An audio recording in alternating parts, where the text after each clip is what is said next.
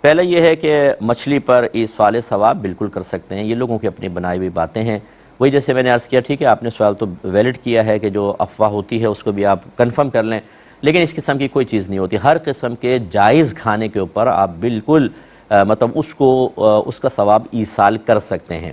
اس کے اوپر آپ قرآن وغیرہ پڑھ کر کچھ بھی آپ کریں۔ اور یہ میں پہلے ضمناً عرض کر دیتا ہوں، بعض لوگ نیاز کو منع کرتے ہیں کہ جی غیر اللہ کی نیاز نہیں ہونی چاہیے۔ ہمارا بیسک کانسیپٹ یہ ہے کہ کھانا صرف اللہ کے لیے بنے گا، ثواب بھی صرف اللہ دے گا، اس کھانے سے اللہ کا قرب ہی مقصود ہوتا ہے۔ یہ تین بنیاد چیزیں آپ ذہن میں رکھیں، کھانا صرف اللہ کے لیے پکے گا، ثواب صرف اللہ دے گا، اللہ کا قرب ہی مقصود ہو۔ ہم نے کھانا نہ کسی بزرگ کے لیے بنانا ہے، نہ وہ ثواب دیں گے، نہ ان کا قرب مقصود۔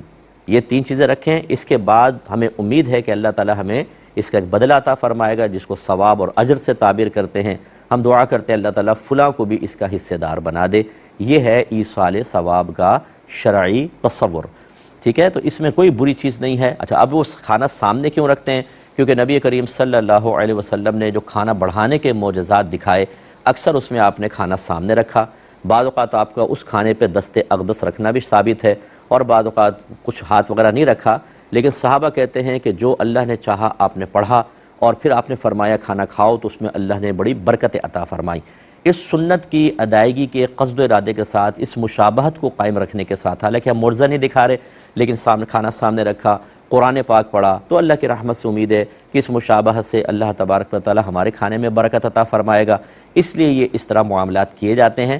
ہر چیز کو اچھی طرح سمجھ کے پھر اس کو اختیار کریں، اور جو آپ اختیار کر رہے ہیں اس کی دلیل آپ کو پتہ ہو، اس کی کامل معرفت آپ کو آنی چاہیے، اس پر وارد ہونے والے اعتراضات کے جوابات سیکھنے کا بھی آپ شعور حاصل کریں، تاکہ آپ بالکل قلبی اطمینان کے ساتھ معاملات کریں، اور کوئی آپ پر اعتراض کرے تو آپ اس کو اچھا جواب دے سکیں۔ یہ نہیں کہ یہ جواب نہیں ہوتا کہ جی ہم نے تو اپنے ماں باپ کو کرتے ہوئے دیکھا ہے، ہم تو کرتے رہیں گے، ہم کسی کی نہیں سنیں گے، کچھ بھی کہتے رہو۔ یہ طریقہ کار نہیں ہوتا۔ یہ اگر خدا نہ خواستہ آپ کی اگلی نسلوں میں کسی نے کوئی غلط بات اختیار کر لی، اور وہ یہ کہے کہ بس میں تو کسی کی نہیں سنتا، میں تو اسی کو اختیار کروں گا، تو کیا آپ اس کو صحیح کہیں گے؟ اور پچھلی قوم انبیاء علیہم السلام کی دعوت کے جواب میں یہی کہتے رہے تھے کہ ہم تو اس پر رہیں گے جس پر ہم نے اپنے آباء و اجداد کو پایا۔ اس لیے بڑوں کے طریقے کو اختیار کرنا یہ منع نہیں ہوتا اگر جائز اور صحیح طریقہ ہے، لیکن کیا واقعی وہ بڑوں کا طریقہ ہے، اور کیا واقعی ہم نے اس میں کوئی ایڈنگ کر کے جائز کے ساتھ کچھ ناجائز نہیں ملا لیا ہے؟ اس کی تصدیق اس وقت ہوگی جب آپ اپنے طریقہ کار کو، اپنے نظریات کو، اپنے عقائد کو، اپنے معمولات کو کسی مستند مفتی صاحب کے سامنے پیش کر کے ان سے رائے لے لیں، ان سے تائید حاصل کر لیں۔ وہ کہیں کہ بالکل 100% صحیح ہے، ٹھیک ہے۔ اگر وہ کہیں یہ اتنا حصہ غلط ہو گیا ہے، یہ صحیح ہے، ٹھیک ہے، اس نظریے کو یوں کر لیجئے تو صحیح ہے، یوں کرو گے تو غلط ہے، تو صحیح کر لیں، پھر اس کے بعد آپ کو اجازت ہوگی۔ تو یہ مچھلی والا مسئلہ جس نے کہا غلط کہا۔ ایک مختصر سا بریک